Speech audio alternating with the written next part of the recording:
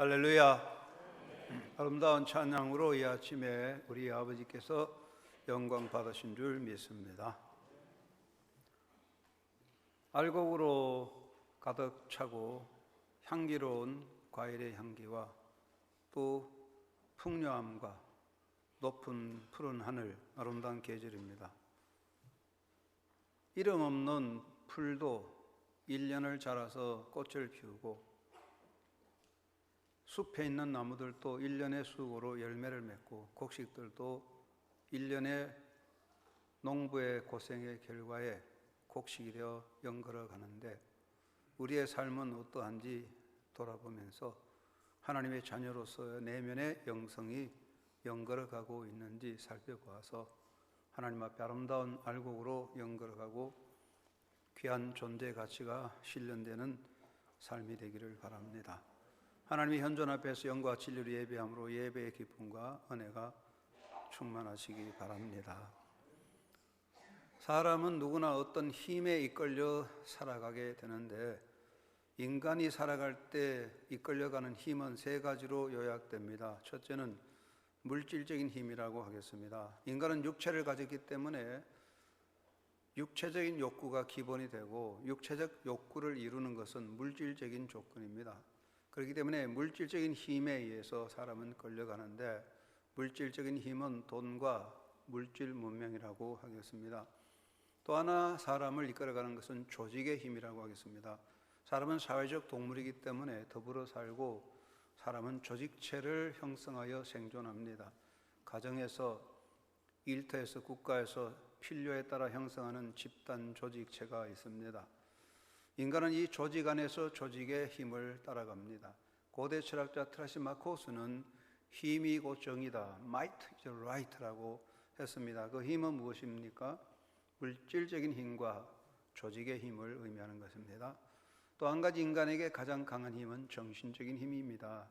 인간은 물질과 조직에 끌려가지라도 결국 사람이 가장 중요한 힘은 정신력으로 자기 삶을 지켜갑니다. 인간은 자신의 인생의 목적을 가지고 가치관을 가지고 역사의식을 가지고 있습니다. 결국 인간의 정신이 중요하고 정신이 살았으면 삶이 바로 되고 정신이 흔들리면 존재가 흔들리는 것입니다. 그렇다면 기독교 신앙에서 중요한 것은 무엇일까요? 기독교 신앙으로 봤을 때 그 정신력을 일으키는 힘은 어디서 오는 것입니까? 바로 영성입니다. 인간은 영적 존재이기 때문에 영성에서 모든 힘이 생기고 영성에서 정신력과 삶의 능력이 나타납니다. 그래서 잠언 18장 14절에 사람의 심령이 건강하면 모든 병을 이기지만 그 심령이 상하면 그 누구도 그 무엇도 그를 일으켜 줄 수 없다고 했습니다. 영성 건강이 정신과 삶의 건강이라는 뜻입니다. 인간에게서 중요한 정신력입니다. 그렇다면 이 정신의 바탕은 무엇일까요? 동양 종교를 말하면 대표적으로 유불선 그렇게 말하죠. 유교, 불교, 선교, 선교를 도교입니다. 세 가지 동양 종교가 동양 사상의 기본입니다. 불교는 성불 사상입니다. 부처가 된다는 것입니다. 불가에서는 인간 존재를 무자성, 즉 알맹이 없는 공으로 보기 때문에 인간 모든 만상은 우연한 존재고 인연에 의해서 생기는 인연생기라고 그래서 인연에 의해서 생겨난다 그렇게 보고 있고 인간의 삶에 따른 모든 고뇌, 고통은 잘못된 집착, 잘못된 것에 매여드는 집착으로 생기는 것이기 때문에 불가에서는 단과 멸을 강조합니다. 잘못된 생각과 집착을 끊어버리고 우리 마음속의 모든 잘못된 욕심들 멸하는 것, 그럼으로써 해탈에 이른다고 강조하고 있습니다. 그래서 불가에서는 성불, 부처가 되어가는 과정의 8정도를 가르쳤습니다. 그래서 정견, 정사유, 정어, 정업, 정명, 정진, 정념, 정정 그렇게 해서 바로 보는 데서 바른 생각을 가지고 말을 바로 하고 행위를 바로 하고 명분을 세우고 그래서 똑바로 간다면 그런 이야기죠. 그래서 불가에서는 포시, 자비를 베푸는 행위를 강조하게 됩니다. 육아는 무엇입니까? 육아는 하나의 교육 체계라고 할 수 있습니다. 육아는 인간의 본성을 밝은 덕으로 명덕으로 보고 있습니다. 중용의 천명지휘성이라 하늘로부터 명하여 받은 것이 인간의 본성이라고 가르쳤습니다. 그래서 인간의 본성은 밝은 덕인데 인간이 무지하고 어리석어서 본성이 가려워진 것이다. 그래서 이 가려워지고 더러워진 본성을 갈고 닦아 밝힘으로 세상을 평화롭게 만드는 것이 육아의 이념이죠. 그래서 대학에 보면 대학 지도는 제명명덕이라 밝은 덕을 밝히는 것, 그것이 대학의 도리다 그랬습니다. 그러면 이 명명덕의 과정, 인간의 본성을 밝히는 과정이 뭐냐? 교육입니다. 그래서 유교무류라고 해서 교육에는 차별이 없다 그렇게 가르치죠. 그렇다면 교육을 하는 인간에게는 중요한 것은 성지, 노력하는 것입니다. 노력하는 성실이 있어야 되고 불성무물이라 성실함이 없이는 아무것도 안 된다고 가르치죠. 그래서 공자는 구체적으로 인간의 삶을 가르쳐서 5가지 오도를 가르쳤는데, 오도라고 하는 것은 바로 인간의 기본적인 도리입니다. 부부 도리, 부모 자식 도리, 형제 도리, 친구 도리, 군신의 도리. 그래서 부부, 부자, 형제, 붕우, 군신 도리를 가르치는 것이죠. 그런 도리를 지켜가는 인간의 기본은 무엇이냐면 인이 예지신, 의로움, 예지신을 가르쳐서 그 중에 제일 중요한 것은 중용, 중간을 지키는 중심적 자세를 강조하고 있습니다. 도교는 노자와 장자에서 시작된 것인데 여기에 신선 사상이 포함되었습니다. 노자는 그의 책에서 도생일, 일생이, 이생삼, 삼생 만물이라고 했습니다. 도에서 모든 것이 생긴다고 그랬는데 도교에서 말하는 도는 기독교적인 하나님이나 일반 종교의 신이 아니라 자연적 근원을 의미하고 있습니다. 장자는 말합니다. 욕심을 버리고 자연 법칙과 동화하여 자연으로 돌아갈 때 자기 생명을 다함으로 양생하게 된다고 가르쳤습니다. 노자는 인간에게 주어진 덕, 가장 중요한 3가지 덕은 자금용이다. 자비로운 마음, 그 다음에 검소, 생활을 검소 전략하고 용기를 가지는 것이라고 그랬어서 노자는 무위무사, 잡념과 잘못된 생각을 버리고 무위, 인간의 행위에 빠지지 않는 자연적인 삶의 태도를 가르쳤습니다. 도교에서는 인간과 자연이 같이 하는 천지합의를 지향하므로 이것은 모든 걸 포용하는 천인합일, 하늘과 사람이 하나 되는 그런 경지를 이루는 그런 체계라고 말할 수가 있겠습니다. 이런 동양정신은 대단히 중요한데 이 동양정신의 기본적인 원리는 3가지라 할 수 있습니다. 제가 지난번 5월에 중국에 있는 가정교회 지도자들 교육하기 위해서 비행기를 타고 가는데 그 비행기 내에 보니까 잡지가 비치되어 있는데 그 잡지에 보니까 이런 글이 있어요. 엄주문화 삼중경이라. 그렇게 했는데 술 먹는 이야기인가 했더니 그게 아니에요. 엄주문화 삼중경 뭐냐? 3가지 내용이 있는데 첫째는 명심 견성하여 견지 번심하면 시엄주적 제일 중경경이라. 이 말은 밝은 마음으로 본성을 잘 보아서 그 본래 마음을 바로 지켜나가는 것이 엄주적 제일 중경계, 엄주, 술 먹는 문화의 가장 깊은 1차 경지라고 그랬어요. 2번째는 강유상제하여 천일합의라면 시엄주적 제2중경경이라, 중경계라. 강하고 약한 것이 서로 어울려서 천지가 하나로 합일될 때 이것이 엄주 문화의 제2 깊은 세계라고 그랬습니다. 셋째는 해괄백신하여 용심포가 포용하면 시엄주적 제3중계라. 이 말은 뭐냐면 바다나 모든 하천이나 산천이는 크고 작은 존재들, 미물들이 다 하나로 포용되어 자기 존재를 형성해 갈 때 그런 것이 바로 엄주적 문화의 3중경이라고 했는데 이것은 술 먹는 이야기가 아닌 것 같더라고요. 바로 이것이 동양 사상을 해명하는 요소가 있었습니다. 이게 뭐냐? 여기서 우리는 동양 철학의 3대 요소가 뭐냐를 볼 수 있는데 첫째는 인간의 밝은 본성을 바로 세워나가는 것입니다. 공자는 인간의 본성을 명덕, 밝은 덕으로 보았기 때문에 그 본성을 바로 갈고 닦아 세워서 바른 사회를 이루어 간다는 것입니다. 그래서 명심견성하여 견지본심이라는 말은 밝은 마음으로 본성을 바로 보고 인간의 본래 밝은 본성을 밝혀 나간다는 것이죠. 동양사상에서는 인간의 근본에 있는 죄성을 보지 않고 인간의 본성은 하늘이 내린 것이니 그 본성을 갈고 닦아 밝은 사회를 이루어 간다는 것입니다. 그래서 불가에서는 성불한다고 가르치고 육아에서는 평천하를 이루는 세계를 꿈꾸는 것입니다. 두 번째 동양사상이 중요한 것은 합일의 정신입니다.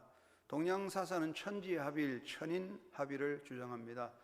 천하 모두가 하나 되는 것입니다. 이것은 인간과 인간의 화합과 조화를 강조하는 것입니다. 인간과 인간 사이에 있는 차별과 구별을 넘어서서 같이 사는 화합의 삶을 지향하는 것입니다. 그러므로 인간은 동반자로서의 자리에 서 있습니다. 누가 누구를 위해서가 아니라 우리 같이 인간과 인간의 차별과 구별을 버리고 함께 합일하는 것입니다. 이것을 중용사상이라고 할 수 있는데 이것도 저것도 아니고 이쪽도 저쪽으로 치우치는 것이 아니라 그 중심을 세워가는 것입니다. 세 번째는 포용의 정신, 포용의 사회를 이루는 것입니다. 인간은 상생, 더불어 같이 살아야 되는데 상생에 중요한 것은 포용 정신입니다. 서로 배척하고 서로 받아들이지 않으면 상생이 안 됩니다. 우리가 상생 정치를 한다고 해놓고는 서로 미워하고 서로 배척하기 때문에 상생 정치가 안 되죠. 배척 정신이죠. 서로가 화합을 하면 생존을 위해서는 인정하면 서로를 받아들이고 포용해야 됩니다. 포용은 인간의 삶에서 나와 너의 차별을 없애고 인간적인 구별의 담을 헐고 서로 품어주는 것입니다. 그러므로 포용이 있을 때에 인간 사회는 상생, 더불어 살 수 있다는 이야기입니다. 이러한 것은 동양 정신의 바탕입니다. 그런데 지금 동양 사회나 서구 사회나 다 같지만 특별히 동양 사상의 중심이 된다는 중국은 이런 동양 사상에 가장 어긋나게 반대로 갑니다. 오늘 우리 인류 세계의 고통은 바로 이런 정신들을 다 무시하고 어긋나게 가기 때문에 인류는 고통과 파멸 속에 빠져들어간다고 볼 수 있습니다. 그렇다면 기독교인으로서 그리스도인의 영성은 무엇일까요? 그리스도인은 사상가도 아니고 종교인이 아닙니다. 그리스도의 사람은 예수 그리스도를 믿고 따르는 자입니다. 그리스도의 영성은 예수 그리스도의 삶의 그 근원이 있습니다. 다시 말하자면 그리스도인의 영성은 종교심이나 종교적 열심을 말하지 않습니다. 한국 사람들 잘못 알고 있어요. 그럼 열심히 기도하고 열심히 뜨겁게 그런 게 종교적 영성, 기독교 영성으로 본데 그건 아닙니다. 종교적 열심은 기독교 영성은 아닙니다. 예수 그리스도를 메시아로 믿고 마음에 모시고 살면서 예수 그리스도의 삶을 따라 실천하고자 힘쓰는 삶이 곧 그리스도인의 영성입니다. 우리는 이 그리스도인의 영성을 회복해야 됩니다. 그렇다면 우리에게 중요한 것은, 우리 기독교인에게 중요한 것은 사상이 아니라 예수 그리스도입니다. 예수 그리스도의 삶의 모습, 예수 그리스도의 삶의 자리에 우리가 함께 동참하는 것이 그리스도인의 영성입니다. 우리가 예수 그리스도의 자리를 바로 알고 그 자리에 함께 서기를 힘쓸 때에 영성은 살아나고 기독교는 제자리를 찾을 수 있습니다. 그렇다면 여러분, 우리가 예수 그리스도를 통해서 볼 수 있는 세 가지 자리가 무엇일까요? 세계에 수많은 철학이 있고 종교 사상이 많지만 여러분, 예수 그리스도 안에 다 있습니다. 예수 그리스도를 알면 다 아는 겁니다. 별거 아닙니다. 그러면 예수님이 우리에게 보여주신 세 가지 자리가 무슨 자리입니까? 첫째는 마국간의 자리입니다. 여러분, 예수님은 마국간에 누우셨습니다. 이 마국간의 자리는 무엇입니까? 자기를 비우시고 낮아지심의 자리입니다. 예수님은 마국간의 자리에 누우셨습니다. 이것은 예수님의 자기 비하, 자기를 낮추신 것입니다. 예수님이 자기를 비우시고 낮아지신 것은 인간의 낮아짐과 비하와 비교될 수 없습니다. 왜냐하면 예수님의 비우심과 낮아지심은 곧 하나님의 자기 비하이기 때문입니다. 하나님은 모든 것의 주관자요 통치자십니다. 하나님의 낮아지심과 비우심은 하나님 되심으로 볼 때 있을 수 없습니다. 하나님은 언제나 하나님의 되심의 영광을 누리고 계신 분입니다. 그럼에도 불구하고 예수님은 스스로 하나님이시지만은 자기를 비우시고 낮아지셔서 마구간의 자리에 누우신 겁니다. 어떤 경우에도 그 어떤 성령군자가 있어도 예수님과 같은 자기 비하의 자리에 설 수 없습니다. 예수님은 정말 인간으로서 가장 깊은 자기 비하의 자리에 앉으셨습니다. 마구간의 자리는 무엇입니까? 자기를 버리고 이 땅에 오신 예수님의 삶을 말하는 것입니다. 마구간의 자리는 바로 자기 부정의 자리라고 하겠습니다. 여러분, 우리가 뭘 버린다는 것은 얼마든지 할 수 있습니다. 우리는 원래 빈손으로 왔기 때문에 다 버리는 게 맞아요. 그러나 예수님은요, 하나님이십니다. 하나님의 대심의 자리는 지고하신 하나님의 보좌입니다. 예수님은 그 보좌를 다 버리시고 마구간에 오셨어요. 그보다 더 깊은 자기 부정이 없어요. 최고의 부정을 하신 겁니다. 예수님은 낮아지심으로 섬김을 실천하셨습니다. 예수님이 마구간에 오신 그 낮음의 자리, 그것은 섬김의 자리였습니다.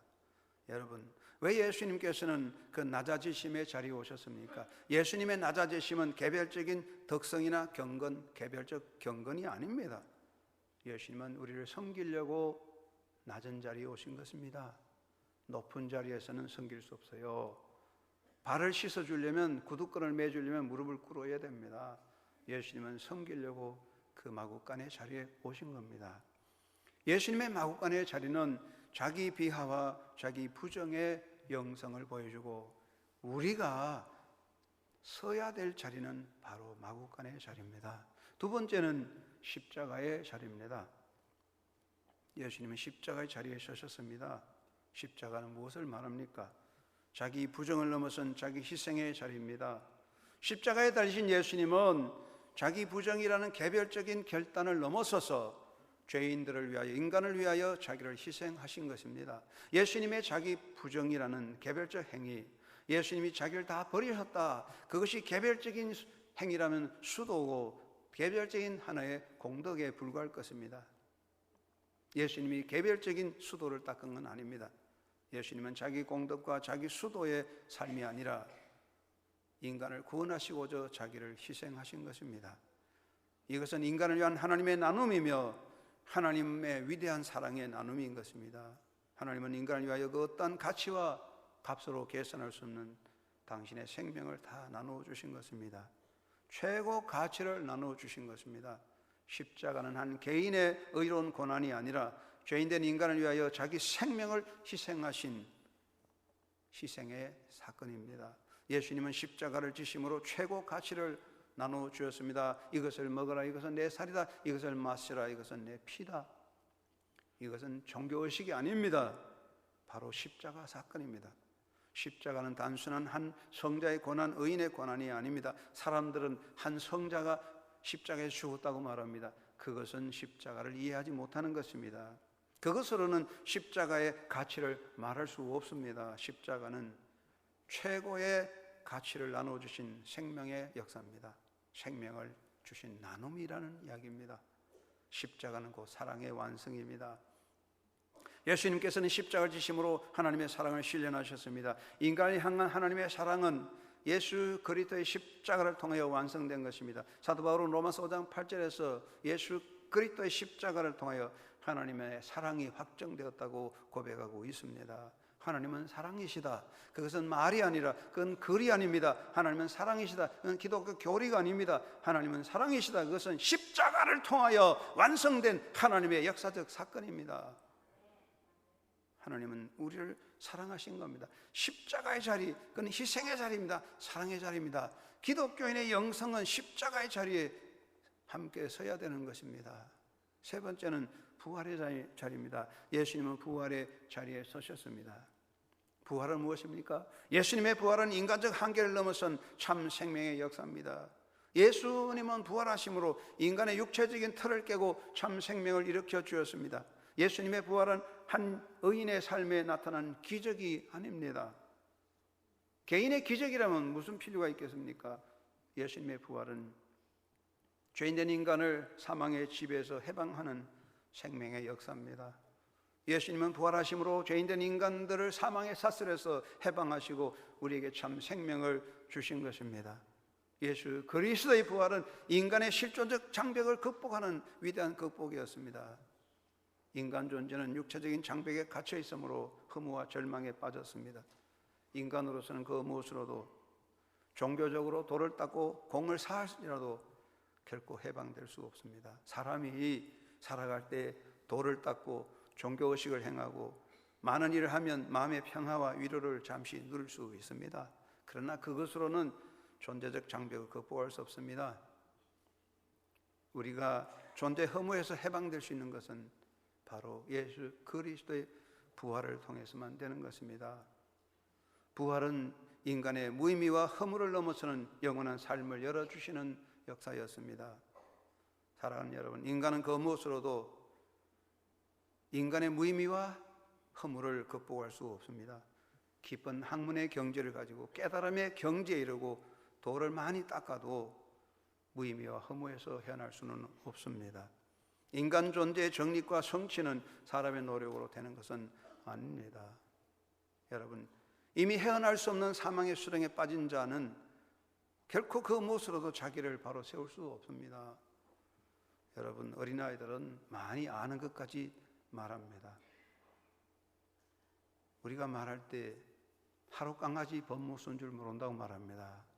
아무것도 모르는 사람은 자기가 세상에 제일 많이 아는 걸 알고 있고, 어린아이들은 자기가 제일 힘이 센 줄 압니다. 그러나 점점 학문의 경지, 세상의 모든 걸 배우면 배울수록 인간의 무능함과 무력함을 알 수가 있습니다.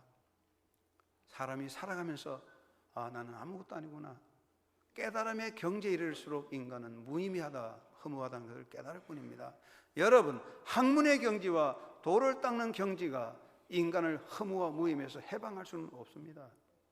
십자가 부활의 역사가 아니고는 인생의 허무와 무의미를 극복할 수 없습니다. 예수님은 부활하심으로 인간 존재의 허무와 무의미를 깨트리는 영원한 생명의 삶을 열어주셨습니다. 그래서 예수님의 부활은 나의 존재 성취요, 나의 존재의 완성이 되는 겁니다. 우린 예수 그리스도의 부활 안에서 존재적 완성을 이루어 영원한 생명의 역사를 이루어가는 것입니다. 이것이 예수님의 자리입니다.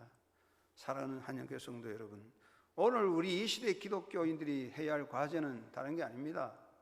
종교인이 되는 게 아니고 사상가가 되는 것이 아니라 예수님을 본받아서 예수님이 서신 마구간의 자리와 십자가 자리와 부활의 자리에 함께 서야 하는 것입니다.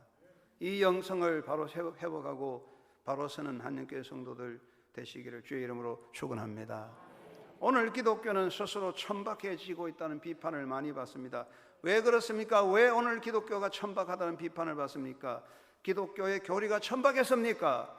기독교 예배의식이 천박했습니까? 기독교의 조직이 약화되었습니까? 기독교의 건물이 시대에 뒤떨어졌습니까? 기독교의 구성원들이 하류청에서 저속하기 때문입니까? 아니면 기독교 지도자들의 수준이 저속했습니까?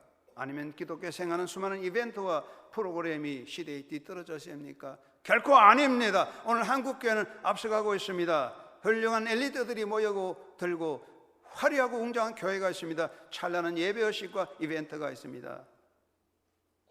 그런데 왜 오늘날 기독교는 천박한 종교가 되어가고 있습니까? 무엇 때문일까요?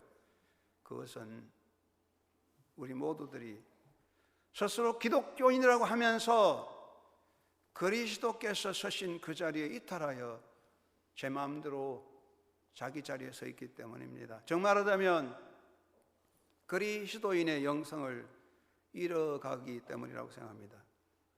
이제 우리가 해야 할 과제는 예수 그리스도께서 서신 자리에 서서 예수 그리스도의 영성을 우리 속에 회복해 가는 것입니다. 그 일을 위해서 우리 노력이 됩니다. 첫째 과제는 자기를 부정하는 겸비함으로 그리스도를 높이는 삶에 힘써야 됩니다. 오늘 예배한 한영교회 성도 여러분, 우리 모두가 마구간의 자리에 내려가서 자기를 부정하는 겸비함으로 그리스도를 높이는 삶을 살아가는 영성의 삶에 바로 서게 되기를 주의 이름으로 축원합니다. 그리스도인의 영성은 그 마음에 예수 그리스도를 모심으로써 예수 그리스도의 낮아지심을 본받는 겸비함의 자리에 서는 것입니다. 인간의 내면에는 자아라는 강한 우상이 자리 잡고 있습니다. 우리나라가 우상 숭배 많이 합니다. 20m, 30m 높은 불상이 우상입니까? 그거 큰 우상 아닙니다. 무서운 우상은 우리 마음속에 있습니다. 내 마음속에는 자기 주장, 자기 뜻, 자기 목적, 자기 영화, 이게 무서운 우상입니다. 사람은 평생 이 헛된 우상에 사로잡혀서 우상 숭배하다가 허무하게 망치고 끝나는 겁니다. 오늘에 있어서 그리스도인의 과제는 우선적으로 우리의 삶에서 예수 그리스도의 겸비함을 배우고 그 자리에 서는 것입니다. 우리가 정말 내 마음속에 있는 자기라는 우상을 깨트리고 예수 그리스도의 겸비함에 함께 동참할 수 있어야 되고, 이것이 되어질 수 없다면 우리 기독교의 어마어마한 화려한 예배의식과 이벤트와 봉사와 선교 역사도 그 진실한 가치를 잃어버리게 될 겁니다. 진실한 겸비함이 없이는 누구든지 그리스도를 따르는 제자 영성을 품을 수 없습니다. 사랑하는 성도 여러분, 하나님의 진노하심을 보십시오. 하나님께서는 우리의 나약함과 허물과 실수와 어리석음을 향하여 진노하지 않습니다. 하나님은 여러분의 허물과 약함을 아시고 부르셨습니다. 그러면 하나님은 어떤 일에 하나님은 진노하십니까? 우리의 교만입니다. 모든 것을 하나님은 다 품어주시지만 인간의 교만을 하나님이 용납하지 않습니다. 왜 그렇습니까? 우리의 교만은 예수님의 마구간의 자리를 거부하고 예수님의 겸비함에 어긋나는 악이기 때문입니다. 우리 마음속에 우리를 파멸시키는 무서운 악은 교만입니다. 이것을 비우지 않는다면 우리는 그리스도의 영성을 닮을 수 없습니다. 예수님의 자기 부정과 자기 겸비는 신앙의 덕목이나 경건의 자랑이 아닙니다. 나는 금식을 많이 했다, 나는 경건한 사람이다, 그게 자랑이 아닙니다. 우리의 진실한 영성은 내 속에는 나라는 우상을 꺾고 예수님에게 복종하는 겁니다. 우리가 정말 그리스도에게 복종해질 때 우리는 겸비하게 되는 것입니다. 우리 모두가 그리스도인이라면 이제 우리는 사는 동안에 성령의 도움을 받아서 나를 꺾고 나를 부정하는 겸손함으로 그리스도를 높이는 사람이 되어야 합니다. 이 영성이 살아야 됩니다. 이것이 기독교를 바로 세우는 기본이라고 생각합니다. 두 번째는 자유하는 섬김을 실천함으로 생명을 일으켜야 할 것입니다. 여러분 모두가 성령 안에서 자유하는 섬김으로 생명을 일으키는 영적의 사람 되시기를 바랍니다.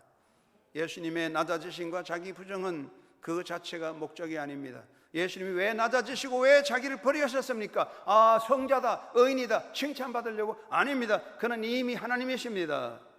그럼 왜 예수님은 자기를 부정하시고 낮아지셨습니까? 그것은 섬김을 위하여 스스로 낮아지고 스스로를 버린 겁니다. 예수님의 자기 부정과 낮아지심으로, 그가 낮아지고 자기를 버리심으로 우리는 생명을 받고 영광의 자리에 섰습니다. 예수님이 낮아지셨으므로 우리는 높아진 것입니다. 예수님의 섬김은 도덕적 행위가 아니라 생명을 살리는 역사였습니다. 예수님의 섬김은 단순한 수고와 나눔이 아니라 자기 생명을 온전히 주신 것입니다. 그러므로 그리스도인의 영성은 자유하는 섬김으로 생명을 일으키는 것입니다.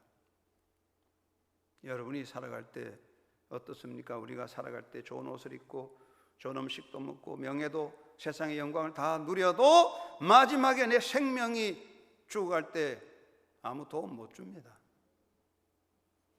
아무리 진수성찬을 먹어도 그것이 내 몸에 해로우면 그건 나쁜 음식이고, 천박한 김치 쪽 쓰레기라도 내 몸에 건강에 생명을 주면 좋은 음식입니다. 여러분, 우리의 수도, 우리의 도덕적인 행위, 우리의 종교적인 경지 좋습니다. 그러나 아무리 개인적인 경건이 좋아도 생명과 연관되지 않으면 가치 없습니다. 100일을 기도하고 금식을 하며 우리가 무리로 걸어갈 수 있을지라도 그것이 생명에 유익을 주지 못하는 것은 개별적 경건으로 의미가 없습니다. 사람의 생명을 일으키는 것은 가치가 있습니다. 기독교인의 영성은 개별적인 경건이 아닙니다. 도 닦는 게 아닙니다. 우리는 도 닦는 사람이 아닙니다. 생명을 일으키는 섬김의 사람이 되어야 합니다. 예수님의 섬김은 도덕적인 종교적인 경지가 아닙니다. 우리에게 생명을 주시는 섬김이었어요. 예수님이 섬김으로 우리는 생명을 얻은 겁니다. 진정한 섬김이 있을 때에 생명이 일어나는 것입니다. 어머니의 섬김이 있으므로 아이들이 생명을 가집니다. 아내가 섬김으로 가정에 생명력이 있습니다. 오늘날 우리 사회의 문제는 무엇입니까? 문화가 없습니까? 물질이 없어서가 아닙니다. 진실한 섬김들이 사라져갑니다. 어머니의 가슴에 섬김이 사라지고 아내의 가슴에 섬김이 사라지고 사람들의 마음에 섬김이 사라져갑니다. 삭막한 황야의 삶으로 바뀌어갑니다. 생명을 일으키는 섬김은 자기를 희생하는 행위인 것입니다. 이사야는 우리에게 뭐라고 선포했습니까? 이사야는 하나님이 기뻐하시는 영성을 가르칩니다.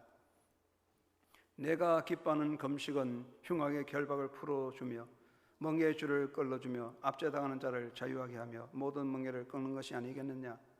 또 줄인 자에게 내 양식을 나눠주며 유리하는 빈민을 지배드리며 헐벗은 자를 보면 입히며 내 권력을 피하여 스스로 숨지 아니하는 것이 아니겠느냐. 사랑하는 여러분이 이사야를 통하여 선포하신 하나님의 말씀을 들으시기 바랍니다.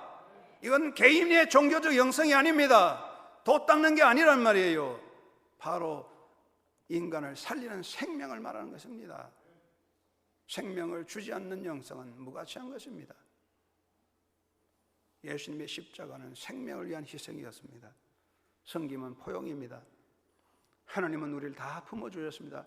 십자가는 모든 걸 품으시는 하나님의 포용의 가슴이었습니다. 우리 모두가 품고 서로 낮아져서 섬길 때에, 섬김의 자리에 바로 설 때에 우리 영성은 살아나고 기독교는 본래의 자리에 빛을 나타내게 될 줄로 믿습니다. 세 번째는 내면의 영성으로 존재적 한계를 극복하고 도전하며 희망을 일으키는 사람이 되어야 합니다.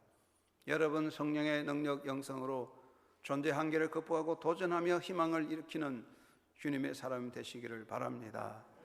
예수님의 영성은 극복하는 힘입니다. 예수님은요, 자기를 극복하셨고 악의 세력을 극복하셨고 사탄의 역사를 극복하셨습니다.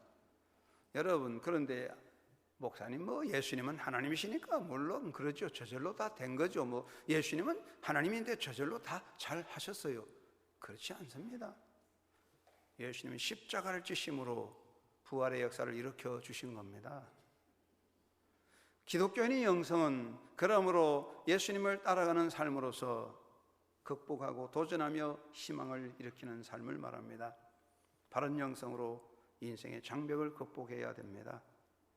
살아가는 성도 여러분, 인간의 삶은 하나의 전투입니다. 그 전투를 어떻게 하느냐가 실존의 문제입니다. 많은 사람은 자기 전투에서 실패합니다. 높은 산이 가로막혔을 때 장벽이지만 그 산에 올라가야 더 넓고 새로운 세계를 볼 수가 있습니다. 높은 산에 올라가지 않고는 더 큰 세계를 볼 수 없습니다. 인생의 장벽이 힘들지만 부활의 신앙으로 장벽을 뛰어넘어가면 그곳에 광활한 하나님의 새 역사가 열려지는 것을 볼 수가 있습니다. 기독교인의 영성은, 개별적 영성은 개인의 경건이 아니라 부활의 신앙으로 모든 장벽을 극복하는 극복의 정신입니다. 예수님 말씀했습니다. 사람으로는 할 수 없지만 하나님은 다 할 수 있느니라. With God all things are possible. 하나님이 함께하면 다 된다. 바울은 믿는 자에게 능심이 못함이 없다. 이것은 개별적 기적이 아니라 예수 그리스도의 영성을 가지고 모든 문제를 도전해가는 극복 정신입니다. 여러분의 가슴에 장벽을 극복하는 정신이 살아있기를 바랍니다. 어려움을 보고 산을 보고 장벽을 보고 주저앉아 버린 사람은 영의 사람 아닙니다. 영성은 도전의 정신입니다. 부활신앙은 끝없는 도전입니다. 우리는 결코 포기할 수 없습니다. 예수님은 우리에게 새로운 삶을 향해 일어나라고 말씀합니다. 그러므로 기독교인의 영성은 도전의 정신입니다. 부활신앙으로 끝없이 도전해가는 영적 새로운 비전의 사람 되시기를 주의 이름으로 축원합니다. 나는 할 수 없다, 못한다, 그런 사람은 영의 사람 아닙니다. 산을 보고 못 올라가는 사람은 영원히 산 너머 세계를 볼 수 없습니다. 부활의 신앙은 도전이요 극복입니다. 저는 저희 딸과 아들에게 별로 잔소리를 안 해요. 그러나 우리 딸에게 늘 하는 게 있습니다. 아들에게 말합니다. 도전하라. 도전하지 않으면 안 된다. No challenge, no life. 도전 없이는 삶이 없다. 제가 이걸 맨날 이야기해요. 우리 딸에게. 도전 안 하느냐? 도전해라. No challenge, no life. 도전하십시오. 이것이 영성입니다. 장벽이십니까? 어렵습니까? 낙심하지 마세요. 도전하세요. 하나님은 바로 그곳에 계십니다. 그래서 희망을 일으키는 것입니다. 산을 넘어가야 희망의 세계가 보입니다. 극복하고 도전해야 희망은 열리는 것입니다. 주저앉은 곳에 희망은 열리지 않습니다. 산 아래에 앉아서 통곡할 때 새 세계를 볼 수 없습니다. 산을 올라가야 새 세계를 볼 수 있습니다. 도전과 도약을 통하여 희망을 만드는 것입니다. 사랑하는 여러분, 우리의 영성은 인간의 정신이나 사상이나 신념이 아닙니다. 인간의 정신력, 사상은 한계가 있고 무너지는 겁니다. 우리 속에 성령이 계십니다. 성령은 끝없는 생명을 주는 것입니다. 우리 속에는 성령의 능력이 우리 영성의 힘이라면 결코 우리는 포기할 필요 없는 것이며 반드시 새 역사를 이룰 수 있습니다. 기독교인의 바른 영성으로 장벽을 극복하고 도전하고 희망을 일으키는 사람이 되시기 바랍니다. 어떤 곳이든지 어떤 경우에든지 절망이 있는 곳에는 사탄이 역사하고 희망이 선포되는 곳에 성령의 역사가 있습니다. 성령의 사람은 도전하는 사람이요 희망의 사람입니다. 우리 시대에 필요한 것은 극복과 도전과 희망의 정신입니다. 이것이 기독교인의 영성입니다. 우리가 이 그리스도인의 영성을 되찾지 못하고 살아가면, 종교적으로 된다면 기독교는 하류 종교에서 벗어나지 못할 것 같습니다. 예수님의 마구간의 자리, 부활의 자리, 십자가의 자리 함께 서서 마구간까지 내려가시고 십자가의 사랑의 희생과 부활의 도전 희망과 생명 정신으로 그리스도인의 영성을 가진다면 우리는 역사의 중심이 되고 세계의 시대를 열어갈 수 있습니다. 하나님은 여러분을 그런 사람 되기 원합니다. 여러분 모두가 그리스도의 영성을 가지고 새로운 시대를 열어가는 제자의 삶을 살아가는 생명적 삶을 가는 주의 백성 되기를 예수님의 이름으로 축원합니다. 고마우신 아버지 감사합니다. 어느덧 우리가